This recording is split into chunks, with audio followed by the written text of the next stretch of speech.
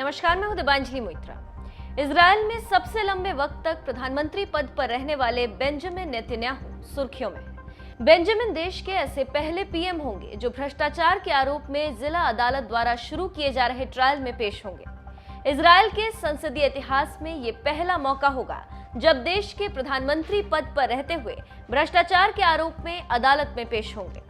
Israeli media की माने तो रविवार को अपने सुरक्षा गार्डों से घिरे बेंजामिन यरूशलेम की अदालती प्रक्रिया के लिए तैयार है। जानकारों का कहना है कि अदालती प्रक्रिया उनके राजनीतिक करियर को नुकसान पहुंचा सकता है। इजराइल में एक ऐसे नेता का भविष्य दांव पर लगा है जिसने कभी बैलेट बॉक्स में मात नहीं खाई। नेतन्याहू पर धोखाधड़ी, विश्वास भंग करने के साथ ही साथ कई और मामलों में रिश्वत लेने का आरोप है। उन पर अमीर मित्रों से शैंपेन और सिगार के डिब्बों जैसे महंगे उपहार स्वीकार करने का आरोप है।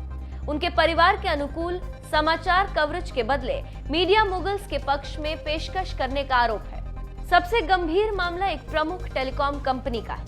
आरोप है कि इस कंपनी से बेंजामिन ने करोड़ों डॉलर का मुनाफा कमाया। यहाँ पर एक बात आपको बताते चलें कि इजराइल में 17 मई 2020 को प्रधानमंत्री बेंजामिन नेतन्याहू के नेतृत्व में नई सरकार ने शपथ ली थी। इजराइल में एक साल में हुए 3 चुनाव के बाद बेंजामिन नेतन्याहू ने गठबंधन सरकार में प्रधानमंत्री पद की शपथ ली। इसके साथ ही देश में 500 दिनों से जारी राजनीतिक संकट खत्म हो गया था। एक के बाद एक हुए 3 चुनावों में देश में किसी पार्टी को स्पष्ट बहुमत नहीं मिला। बेंजामिन नेतन्याहू ने जुलाई 2019 में डेविड बेन गुरियन को पीछे छोड़ते हुए इजराइल के सबसे ज्यादा समय तक प्रधानमंत्री रहने की उपलब्धि हासिल की थी। बेंजामिन नेतन्याहू 1996 में पहली बार इजराइल के प्रधानमंत्री बने थे।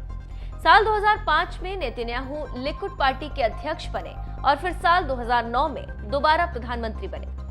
बेंजामिन नेतन्याहू पर इस समय इजराइल में रिश्वत, भ्रष्टाचार, धोखाधड़ी और विश्वास तोड़ने के आरोप में मुकदमा चल रहा है। अब देखना होगा कि आगे कोर्ट क्या फैसला सुनाता है और इससे बेंजामिन नेतन्याहू के करियर पर क्या दाग लगता है।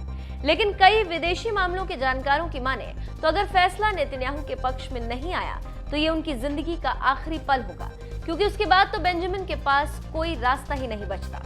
लेकिन ये सब अटकलें हैं। सही और सटीक फैसला कल ही पता लगेगा जब कोर्ट कुछ कहे।